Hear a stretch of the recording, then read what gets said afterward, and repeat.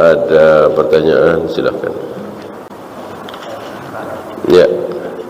Kalau dalam sholat tidak boleh menjawab salam. Kalau kita lagi baca Al-Quran, jangan salam. Baca Al-Quran tidak ada larangan, bisa kita berhentikan, wajib ya. Kita selesaikan satu ayat, kita waalaikumsalam warahmatullahi wabarakatuh. Kalau memang memerlukan kita, ya kita berhenti. Tamu misalnya, atau siapa ya. Kalau cuma sekedar salam, anak kita atau istri kita masuk rumah menyampaikan salam, ya kita jawab. Setelah itu ya kita lanjutkan bacaan Al-Quran kita. Kalau sholat kan tidak seperti itu.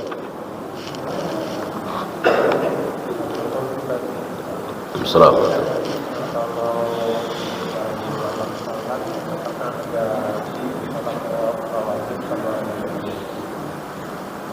Kalau apa? Hah? Oh, menjamak di rumah ya? Apa safar? Kalau safar tidak ada ya. Ibnu Umar pernah melihat saat setelah qashar ada orang yang sholat ba'diyah, ditegur oleh Ibnu Umar, engkau mau mengikuti siapa? Tentu Rasulullah. Rasulullah tidak mencontohkan seperti itu. Rasulullah ketika safar itu tidak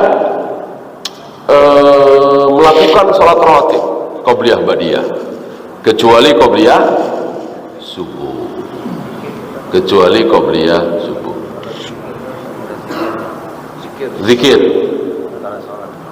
Zikir setelah sholat, sholat qashar jamak. Yang kedua misalnya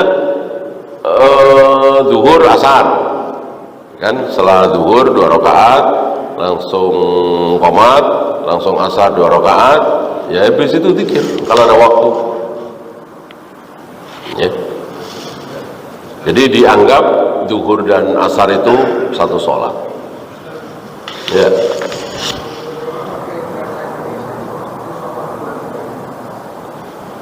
Bahasa Indonesia waktu sholat, sedang sholat.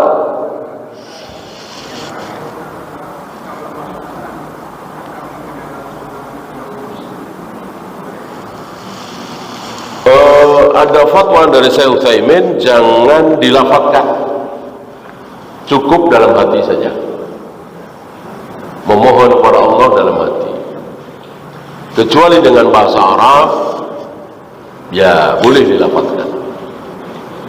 Kalau bahasa Indonesia, bahasa daerah, bukan bahasa Arab, jangan dilafadzkan, dalam hati saja. Nabi tidak marah terhadap Arab Badui yang kencing sembarangan, sedangkan para sahabat sudah sempat mau marah. Apakah kita boleh marah kalau ada orang yang ngeselin? Marah tentu itu dari Allah ya. Artinya yang membuat kita marah kan Allah. Rasa marah itu kan bukan kita yang mau kan. Saya mau marah, saya mau nggak marah, saya mau tersinggung, saya mau nggak tersinggung, kan kita nggak menguasai hati kita. Nggak masalah marah. Yang penting jangan melampiaskan amarah itu dengan cara yang haram. Gitu. Mentang-mentang marah, lalu kita caci maki. Mentang-mentang marah, tersinggung, lalu kita sumpah serapah. Itu yang dosa. Melampiaskan amarah kita. Kalau marahnya, tersinggungnya halal, ya gimana nggak halal, orang bukan kita yang bikin. Yang bikin kita tersinggung kan Allah kan. Perasaan tersinggung atau enggak, marah apa enggak, kita tidak sanggup menguasai hati kita. Sebagaimana hati kita memang dibolak-balikkan oleh Allah. Selagi kita tidak melampiaskan amarah kita dengan cara yang haram, maka tidak berdosa. Antum tahu para sahabat faham, para sahabat tahu kalau Rasul sedang marah itu di mana, di apanya, Rasul. Di wajah beliau memerah. Para sahabat faham, oh Nabi sedang marah. Kalau kita, istri kita tahu, anak kita tahu, murid kita mau, bawahan kita tahu kalau kita marah, apa? Cacian, makian, tendang ini, tendang itu kita. Rasul hanya di wajah. Dan wajah beliau memerah itu kan bukan maunya beliau.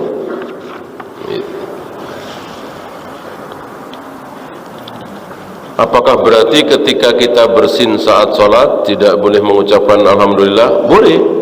Yang tidak boleh mengucapkan yarhamukallah. Ya, yang tidak boleh mengucapkan yarhamukallah. Yang dengar ya, mengucapkan alhamdulillahnya boleh.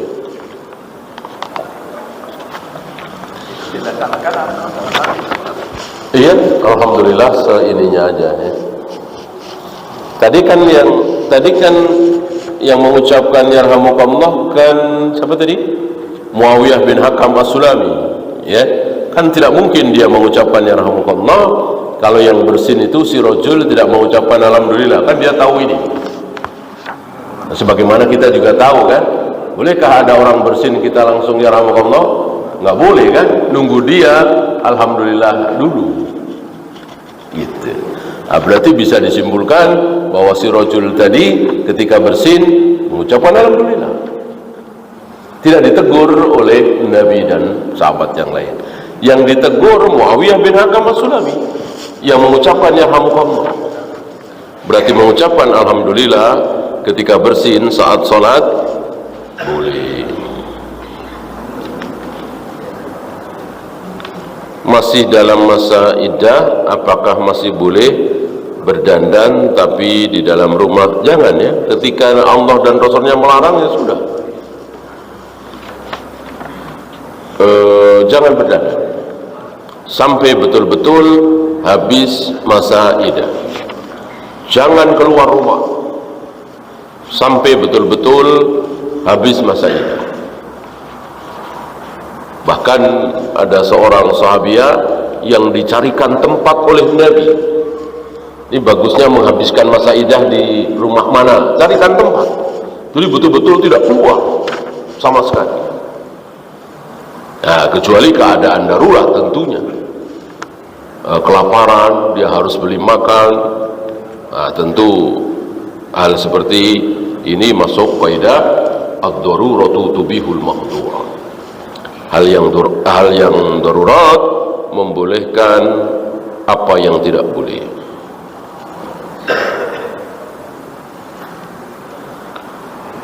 Apakah ada hujah terkait keutamaan sedekah subuh terutama di hari Jumat? Saya tidak tahu tentang dalilnya ya. Saya tidak tahu tentang dalilnya. Wallahu a'lam. Ada lagi?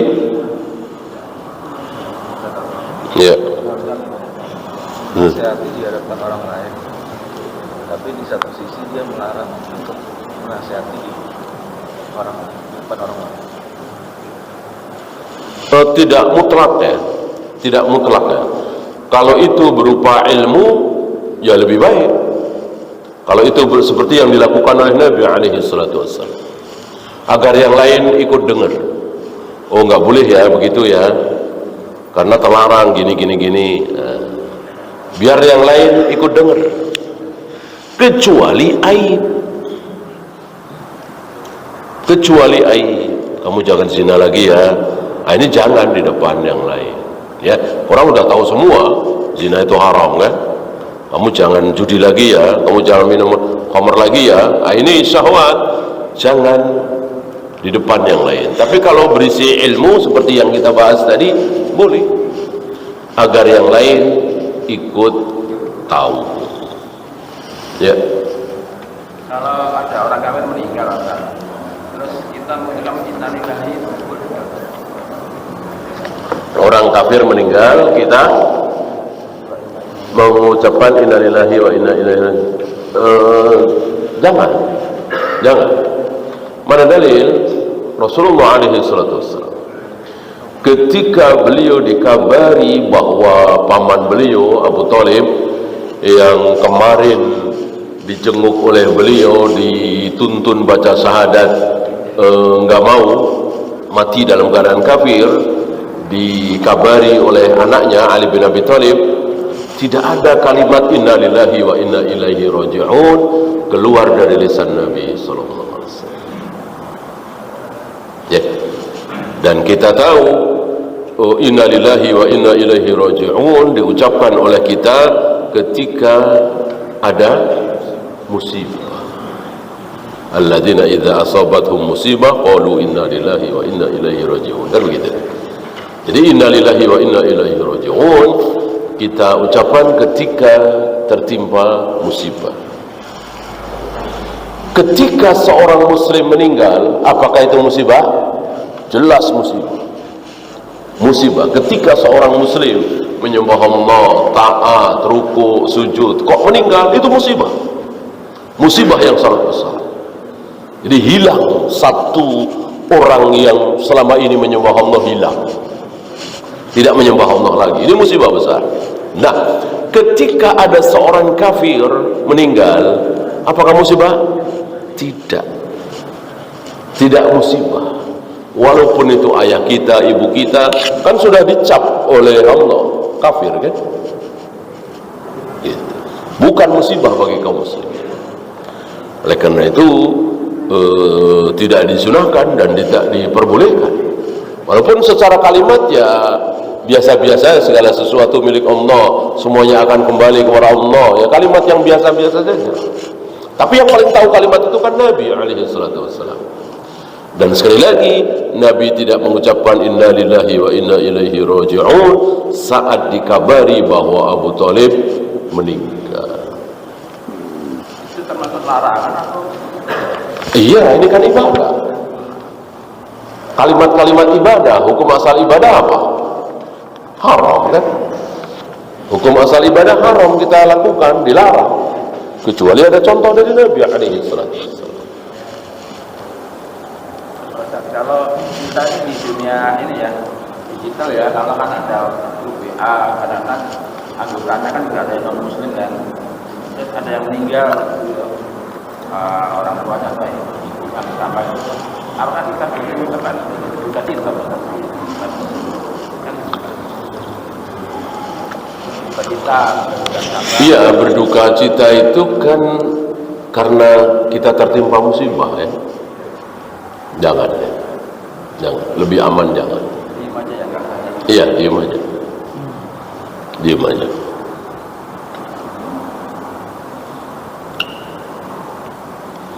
Habis kita akhiri. Subhanakallahumma bihamdika asyhadu an la ilaha illa anta astaghfiruka wa atubu ilaik. Assalamualaikum warahmatullahi wabarakatuh.